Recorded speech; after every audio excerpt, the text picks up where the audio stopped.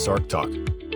SARC is a nonprofit cancer research organization that develops and manages clinical research trials in pediatric and adult sarcomas.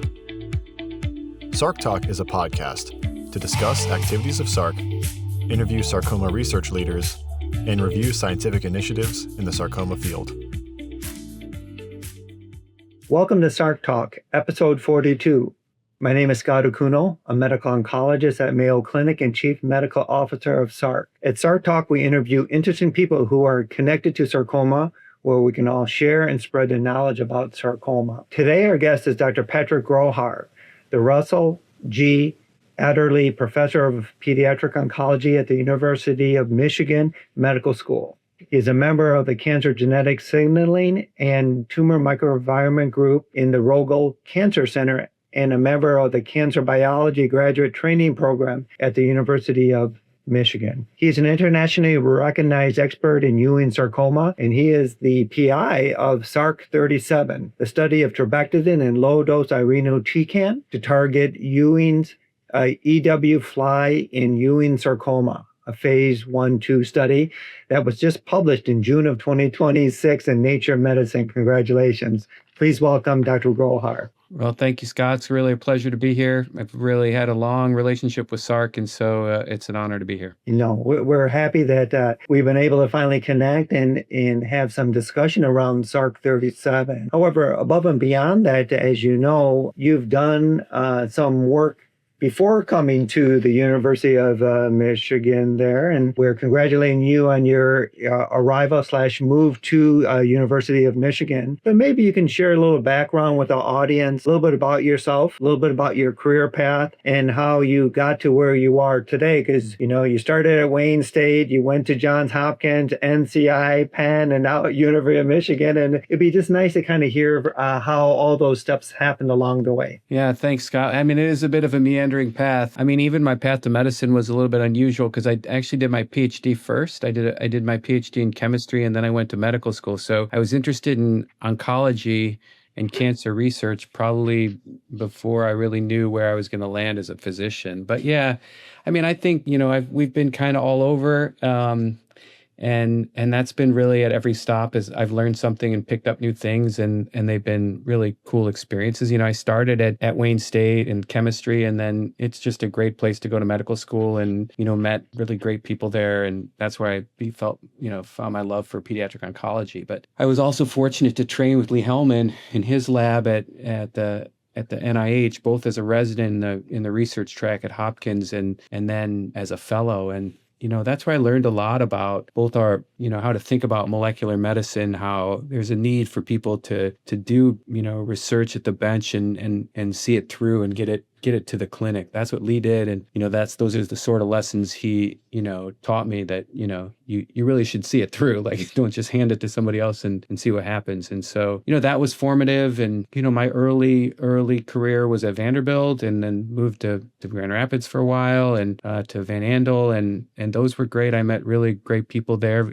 Van Andel has a really strong epigenetics program, so I developed an interest in epigenetics from just being in that environment, and was really happy there. Recruited to CHOP, which was, you know, just really an awesome experience with really world-class clinical trial work. People there like Ted Leitch, who I got to learn from, and yeah. So and then coming back to Michigan was coming home, so that was really wonderful for me. And again, landed in a really great group with really great leadership in pediatric oncology, and the opportunity to work with Rashmi Chugh more closely, world-leading sarcoma medical oncologist, and Denise Reinke. So yeah, it's been a meandering path. I've learned something along the way. I wouldn't necessarily recommend it. It's not easy, but we made it all work. Yeah, you know, most of the people that we've discussed, had conversation with, started in medicine and then, you know, did the research. But you actually did it the other way, as you said. Based on what we know, as you kind of highlighted, you started as your PhD and then got into medicine. And maybe you can share a little bit how that transition, because that's a little bit different than our typical path that we have. And I started really basic. Like, I was like a chemist, you know, and looking at basic nucleic acid structure as a PhD student. And, you know, for me, everything's been guided by experiences and like meeting the right person and meeting the right patient, actually, time and time again, that pushes me in a direction. But, you know, when I was a graduate student, I really liked chemistry a lot, but I, was sort of looking around still, figuring out what I was going to do. And I met this physician scientist there, and I was like, this is it. Like, this is great. This guy has a lab. He sees patients. He does world-class research. And like, I want to be like that. And so that's how I got, and he was an oncologist. So like, that's how I got into molecular oncology before I even went to med school. Wow, interesting.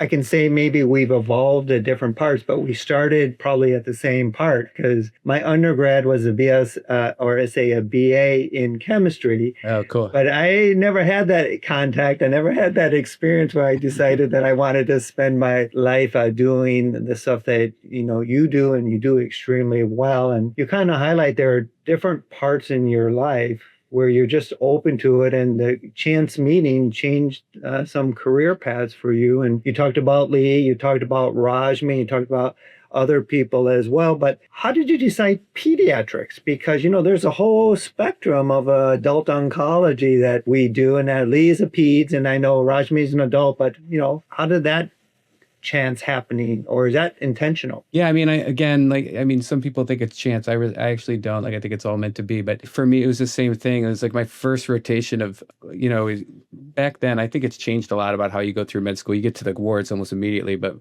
we had the first 2 years of science, and then you went to the wards as a third year. And my first rotation was pediatric oncology on the pediatric oncology floor. And like, that wasn't even on the list. Like, I was a college athlete, so I was like, I'm doing ortho, just like everybody who's ever played a sport, like wants to do ortho for a while. But anyway, my first rotation was pediatric oncology. And like, it was just that day one, these kids are amazing. Like, they're so inspiring. And I remember there was this little kid with ALL that, like, I just loved this kid, like just change your day just when you walked in the room. So, and then again, I had a really great attending there, Dr. Ravi, who was really into molecular medicine. And we on rounds are talking about mechanisms of drugs. And like, I just thought, this is it. This is great. And I ended up doing medical oncology rotation too. And, didn't care for it as much. Again, those kids, like you just want to be around them. They're really amazing. The people that we've talked to that have went through the peds group or the pediatric oncology, exactly, they're drawn to it. And once you're in that field, it's hard to get out of it. So you're 100% correct. When we talk about, SARC, we know we're an organization that, prides itself in science-driven, sarcoma-led trials. And I know that you and Denise worked very, very hard to get SARC037 through the hurdles. And in fact, maybe you can share with our listeners how the concept came about, how you and Denise and the team kind of went from it's a phase 1 study. You had to pivot, do different things. You had to throw some FLIT imaging in there too. This was a really complicated study, and bless you and your patients, and along with the leadership that Denise was able to provide to get it over the hill and to get it published. But kind of share kind of how this all came about. Well, it's a long story. So I'll give the bullet points. But I became interested in this drug. Well, let me back up. I became interested in trying to target EWS fly as a fellow. I joined Lee Hellman's lab, and we wanted to get into drug discovery. We thought it was a nice way to blend chemistry and biology and capitalize on some of my strengths. And I was like, again, I met a patient who had Ewing sarcoma, and I was like, something needs to be done about this. And then the dependence on EWS fly was quite clear, even when I was a fellow. And so, as a chemist, I was like, everyone's like, but it's undruggable. But as a chemist, you're kind of like, well, everything's really druggable. You just have to figure out how to do it. And so that's how we got interested in trabectedin. We were developing assays to do a screen, and there was a report of an exceptional responder with Ewing sarcoma in phase 1 by the study of Lau and Baruchel, where they found this kid with widely metastatic Ewing sarcoma had a complete response to single agent trabectedin. And we were like, well, the only way that would happen is if you hit the fusion protein. And so we hypothesized that it would, and we showed using a bunch of techniques. The problem was the following year, there was a phase 2 study right after we published the study, and I'm starting my lab. We've got an EWS fly inhibitor. This is going to be great. There was a follow-up study, and it was a, negative study in Ewing. So 11 kids got the drug, nothing happened. And it turns out to summarize a decade of work, they changed the schedule from phase 1 to phase 2 based on activity in other sarcomas. So other sarcomas suggested if you gave the drug as a longer infusion, it would work better. But we right away recognized that would not inhibit the fusion protein in any of our assays. And so we spent a lot of time doing mechanistic work to show that it depends on a threshold. And then we were able to open it with this new schedule and combine it with the potentiator, low-dose irinotecan. So yeah, it was a long road to even get to start because originally people wouldn't, no one's going to listen to you when you say, well, I just think the schedule was wrong. Everyone's like, So then we had to publish a few papers to show that was true. But then, SARC was great. Like I'm loyal to SARC because I had a career development award from them. It was my first grant ever. It was amazing. And I'd known Denise a long time because of that. And there was this opportunity for a UO1 grant, and Denise and I wrote it in like a week. It was amazing. It was Rashmi actually as well. And it got funded. And it took a while to get the money. And then Janssen kicked in some money. And then you're right. There were a lot of things along the way. The FLT PET imaging, then they stopped making it. Like it was a whole adventure. You bring up a memory of this as well as we see the final product. We see the publication in Nature Medicine last month, and we think, oh, this just got whipped out yesterday. This took decades of knocking on doors, doing the testing, getting it all taken care of. How did you sustain yourself during all that time? Because that is hard and challenging because you could have stopped many steps along the way, but what kept you going? Yeah, I believed in the data. I did the experiments with my own hands, right? Like I believed that the data that we generated flipped the signature of EWS fly. And so we got to give that a shot. We have to get that across the line because I thought the study could be really impactful if we did. And so, we just stuck with it. And yeah, there's a lot of challenges with trying to get drugs and get access to drugs. And, it wasn't easy, but, the right people, it's also really validating when you have people who are world-class, clinical trialists that are like, that data looks great. Like, how are you going to get that to a patient? Then you're like, okay, all right, so you get a lot of encouragement too from just, showing the data and having people be excited about it. So yeah, it took some time, and then it took a while to finish it too. COVID, we had a bad event at one point. It was a whole big adventure. Well, we're very fortunate that, you and Denise and Rajmi got the award. You put some other support around it, and we'll get to that in a second, but you could have done it in other organizations as well. And, your relationship with Denise and Rajmi and SARC was key to bring it to SARC, and maybe kind of share kind of the high level thinking of how you decided that SARC was the right place to run this multi-institutional, complicated PK sampling FLIT thing. It's not easy. Yeah, I think it was a lot of things lining up, right? So this grant came out from the NCI that would allow you to collaborate with the intramural program, and Brigitte Wiedemann and John Glad were super enthusiastic about the idea, and because I'd known them from training there. And then I knew Denise from the SARC CDA, and SARC had just gotten a big award. I can't remember exactly what it was through the NCI for a consortium style grant, and Denise could tell you what that is. And so she showed me, and I'm like, well, let's just do some of that and we can probably get this award. And so we put it together real quick, and we ended up getting it,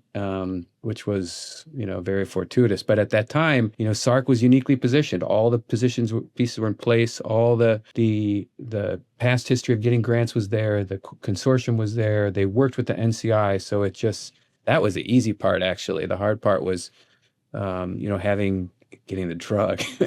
Yeah, that was the challenge, and changing it too, as you know. So to that point, that is, we also have been talking to CDA awardees. And as you know, it was great. In fact, if you look at, we call it the Hall of Fame, all those individuals that have had CDAs through SARC have maintained their careers and continue to bolster sarcoma research. And you're no exception at all. And there's been a huge amount of discussion about bringing it back because, they were tied to different funding mechanisms. And you said it was key of your relationship with SARC, but it was not necessarily the only thing that got you interested and kept you in sarcoma research. But maybe you can share with our group what it meant to get the CDA for SARC, and then how do you see us kind of moving forward with future CDAs, because this is going to be important. I think it was the probably the most important award I had, right? Because it's when you're just starting out and you're like, you've got like a startup kind of, like you're like, you don't have anybody in your lab, like you've got ideas, you don't know how, like, I don't know, I can't say for everyone, I didn't know how to write a grant. I didn't really have an understanding of how complicated it is and all the things you need to know to get a grant. So, and then it came with some street cred in the community. Like there were everyone applied for that award. So when you got it, then that was something. And it came with some recognition within the community, even as an assistant professor. People kind of knew who you were right out of the gate. So, and then it was 3 years. So like it allowed you to hire people that could get stuff done and get that paper out. And like, so I think that, that's a award that I appreciate as much as any I've ever gotten, because it was really helpful to have that award and hire people and be able to do some work and try some new things out. And yeah, it was great. And you're right. Like it also put you in a club with people you look like the other people that got it. You're like, oh, that's pretty cool. Yeah.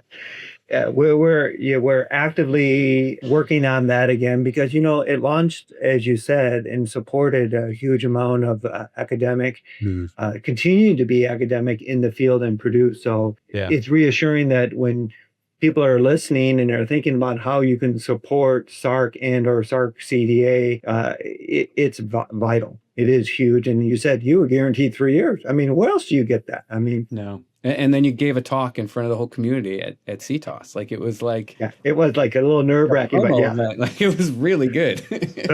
No, but that is correct. And, but it was good.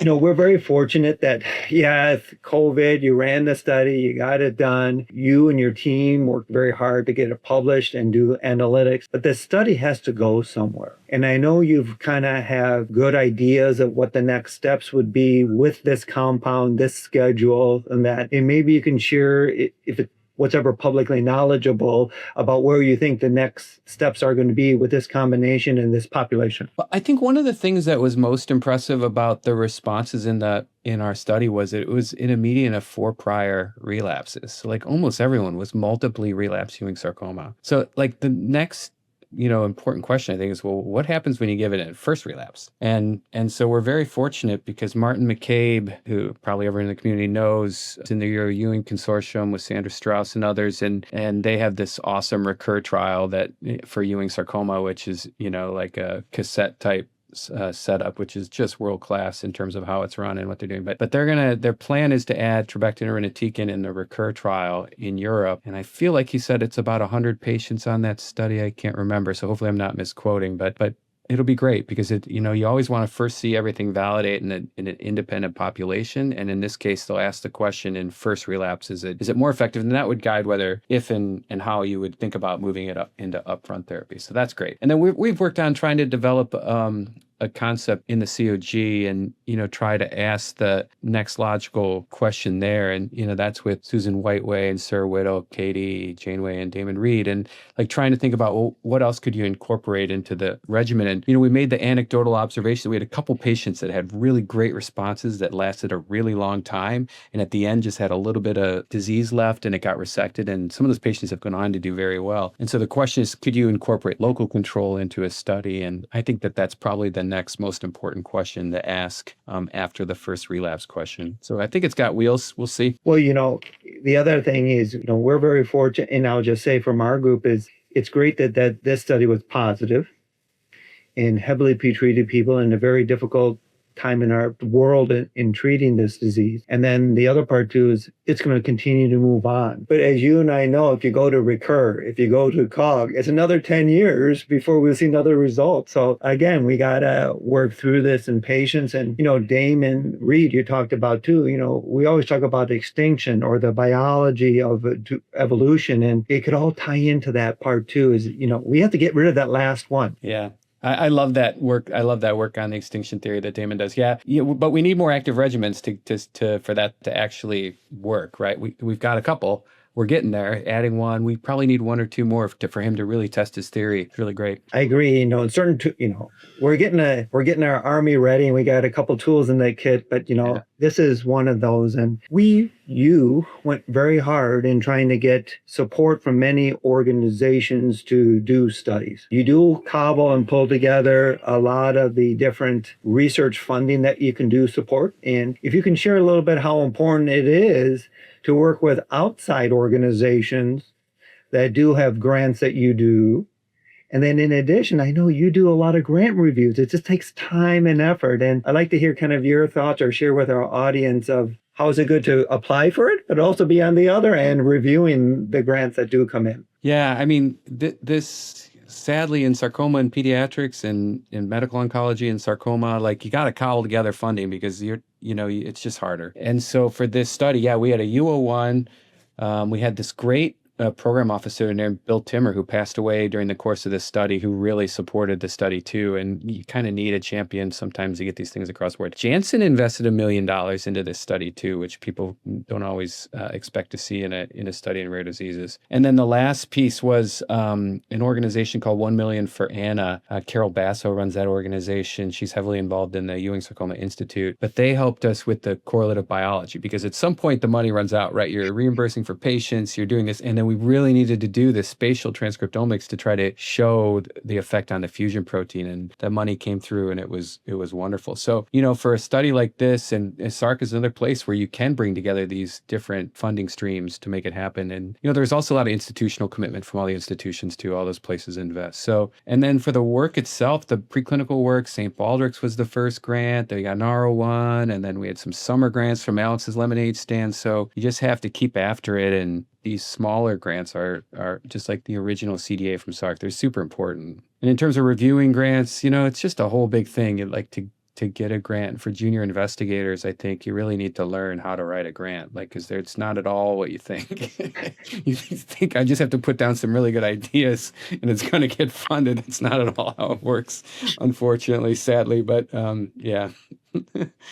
it's a lot of time. Well, it's a lot of time writing it, and you're paying back by being a grant reviewer that understands the lingo, understands sarcoma, and really understands what it means to come through and develop these trials. And that highlights the other point too, is as you've been mentored, had influence from individuals in your career, is you're giving back too as a mentor and developing careers of other people. And can you share kind of what have been the components of a successful mentorship that you've experienced and hopefully that you've now shared with, that you're actually doing right now? Yeah, I've sort of cobbled it together, my mentorship style, from a bunch of people, right? So like what Lee taught me is different than what I learned from like Steve Lesnick, who taught me a lot about mentorship. And I think most important is you just have to have a good relationship and a trusting relationship with your mentor, right? Like I had that with Lee. I had outside mentorship with Steve Lesnick, who helped me a lot. Richard Gorlick, another really huge person in the field, has helped me. And you just have to really connect and like be able to get to where you want to be and where you're coming from to have that relationship work. I also think I always tell junior people, you have to have mentors at different stages, right? So if you're like the first year fellow, you should have the third year or chief fellow mentor. And then when you get to there, you should have the assistant professor and a senior person. And because you both have those challenges that are right in front of you and the ones that are down the road that you don't really know about that different people can help you with. You have to have communication and like definitive plans, right? Like you have to write things down. Like this is my 1 year goal for learning. This is my 1 year goal for publishing. This is my 2 year goal for publishing and my goal to get a faculty position. And the other thing I think is really important is bringing in others. Like, so I think PhD training teaches you this right out of the gate. Like you have your mentor, but then you have like a committee, and the committee adds so much to your project. They infuse ideas. They help you with, with things that maybe your mentor doesn't know. And I think fellowships have that now, fellowship committees. And I think just like you can almost use it takes a village analogy. Like I think the more people you can have involved, like the better off a person is on either side, actually, mentor or mentee. Yeah. That's like the light bulb continues to flicker in my mind that part of it's you as a mentee that has to really drive it. And what you're saying is it's probably not at your institution. You have to go seek other people out in different levels of their career paths because you get value and get a diverse group of people and leverage them and just be connecting, because it's important. When we are developing our staff, let's say at Mayo Clinic, we put a mentorship team, but they're all Mayo people. I mean, at some point you got to get outside of that in different organizations. So I appreciate that. Yeah. Yeah. Because what if you have a problem with the people at Mayo? Like, you got to be able to ask somebody somewhere else like what you should do. Yeah, it's super important. Steve Lesnick was that for me. He was great for me all the way through. So yeah. And all the people you've highlighted, Steve, Gorlick, and Lee and Rajmi and the team. When you start to look at the sarcoma community, they're not really threatening. They really want people to succeed because we're a small group and we all want people to succeed. And to that point is, we're happy now. You've moved from, you were at CHOP, you said, now you're over at Michigan, right? You said, yep. And now you're at Michigan, established there. And what are the next plans? What are we going to see out of the Grohar lab now out of Michigan? And kind of where do you see yourself? As you said, hey, you got to be mentored at your level still. And what's your 1 year, 5 year, 3 year, whatever? And have you written it down? That's the other part. Let me call up that file and I'll read it back. I think for now I want to do research. Like, I really want to get back to the lab and really dig in on research and focus on this. So for this drug, like, we're doing more mechanistic work with trabectedin, lurbinectidine. This is an amazing class of molecules, and every time we peel back a layer on the mechanism, there's a vulnerability there. So we have some new things that we hope to have coming out in the next year or two about these drugs. I'm really excited about. But I think to your earlier question, one of the things I've started to transition more to is trying to recruit the next generation of leaders to my lab, because I think we're a really strong molecular pharmacology lab that really has learned a lot about moving things to patients. And I would love to recruit more more postdocs to my lab to really, learn this is how we think about things, and hope share the approach as much as anything else that maybe the other people can have success with, or hopefully improve upon and make it better, and that. So yeah, that's what we're doing. And then I think those would be sort of the goals, like getting a good group of mentees out and into the world, and continue with what we're doing with trabectedin and discover new drugs. Well, we don't want to put you out the pasture. You still got a lot of good years in you, okay? I hope so. Yeah, we hope so too. But, ultimately, we have to kind of nurture the farm team, as we say. But I don't want to call it a farm team. But the reality is we need to develop talent. We need people that are interested in this field to continue to be excited about this field. There are a lot of distractions that go on when you want to be researching and or in clinical space with sarcoma. And it's just really exciting to have somebody that's dedicated to the field, that has put their career. Patrick, you've done that in spades. And then we hope that you recruit more people to your lab and continue to build on the successes. And as this compound and this disease, hopefully we learn more about it. And as we say, we'll get more drugs and more effective treatments. Yeah. Well, thank you for that. Yeah. I mean, it's kind of self-serving too, because these people are like, I've got a swath of people in my lab right now that are great. They do R, they write code, they do experiments, they they're really, so they make you better. They continually make the group better, and the young enthusiasm is super fun to be around too. Sometimes hard to remember, were we young and enthusiastic when we first started out? The answer was yes, and we still are. So just to let you know. Yeah. So your end result over years and years and years is, this is not the only paper you've done, but from the SARC037 has been published in Nature Medicine, June 27. Over time, this study will now be digested and looked at and improved upon as you're doing through, the recur, and maybe through children's oncology in your lab that will continue. But as we think about, as we're starting to close here, is like, what words of wisdom would you say to young investigators that are thinking about study concepts in a very molecular-based fashion? Because you came in with that bent, which is great, understanding the biology and that. but years and years of dedication. So what wisdom would you say, if you had to put it on the billboard, as we say, what's the tagline that you want people to remember about what it would take to get this done? I think that this study captures the importance of mechanistic pharmacology and the importance of schedule. So the reason the wrong schedule was used, well, I would call it the wrong schedule, the reason there was a negative phase 2 with trabectedin in the disease is because of activity in other sarcomas. So it's not even like because of activity in lung cancer or colon. Like, the drug works better in other sarcomas, not named Ewing sarcoma, if you give it as a continuous infusion.